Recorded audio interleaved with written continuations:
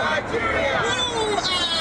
Bring Back Our Girls group says it is suing the federal government for rights infringements. This comes 2 days after the group was stopped from marching to the presidential villa in protest over security challenges in Nigeria. Some members were arrested and later released. The group had demanded an apology from the presidency over the arrest by the police. We, as a movement, and our members were brutally attacked by the Nigerian police. We were violated, abducted, arrested, and detained. Subsequently, the maliciously false statement of the Nigerian police was released to the effect that we were not in any way arrested or brutalized. How do you invite people to your station? By forcefully hauling them into your vans. How do you invite people to your station? By unlawfully barricading them and detaining them in broad daylight. How do you invite people to your station?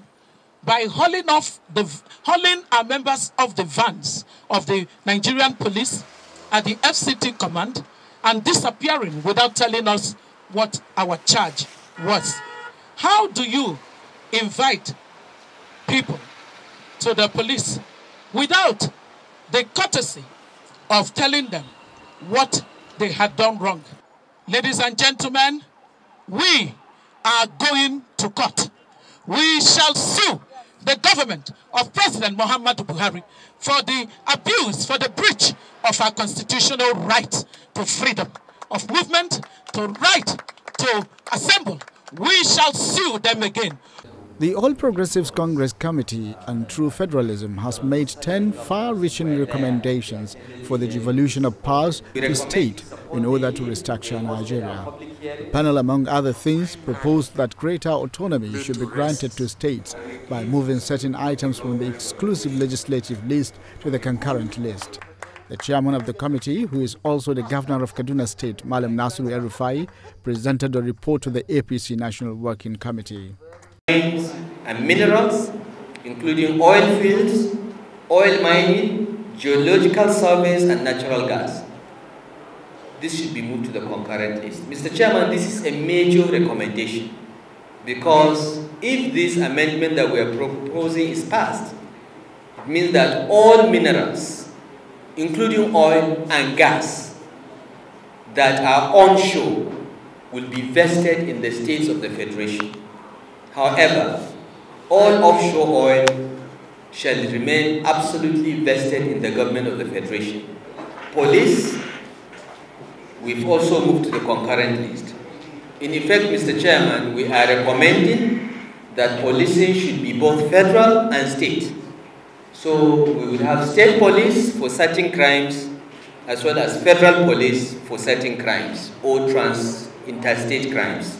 Though there was no consensus from stakeholders on the merger of states, we felt that we should propose a bill that allows states to merge, and it's up to the party, the National Assembly, and the people of Nigeria to decide on that. But we've drafted a bill that is there for the party and the government to move on. The chairman of the Nigerian Governors Forum, Governor Abdulaziz Yari of Zamfara State, led 6 other governors to report the Nigerian National Petroleum Corporation to President Muhammadu Buhari over non-remittance of the joint venture cash call for 5 years to the Federation account. Briefing State House correspondent after meeting President Buhari, Governor Yari explained that the country was shortchanged by NNPC for 5 years when the oil price was about $110 per barrel, and as high as the cash call joint venture. The 7-man committee sat with the NNPC group, and then today we came to brief President about it. One of it is about how they are paying the joint venture cash call. And we're seeing what is being remittance to the Federation account for the entire people of Nigeria is lower what is being paid as a result of cash call joint venture is higher than what is going to the production account. So we are concerned about that, and NEC is concerned about that. So they put committee under my leadership to engage with NNPC to discuss way forward, which we have discussed this today. So we come to brief the president about it. The Senate has given the Nigerian National Petroleum Corporation 7-day ultimatum to clear the lingering queues at the filling stations across the country. This was explained by the chairman of the Senate Committee on Petroleum Downstream, Senator Kabiru Marafa, following the presentation of the committee's resolutions at plenary. On the reasons why the queues were back, they told us that the combined issues still of supply gap, coupled with massive smuggling across our borders, which is quite alarming, Mr. President. Resolutions on fuel scarcity. The Joint Committee on Petroleum Resources, Senate and the House of Representatives, acting on the mandate of the leadership of the National Assembly, met on Wednesday, January 24, 2018, and resolved as follows. 1.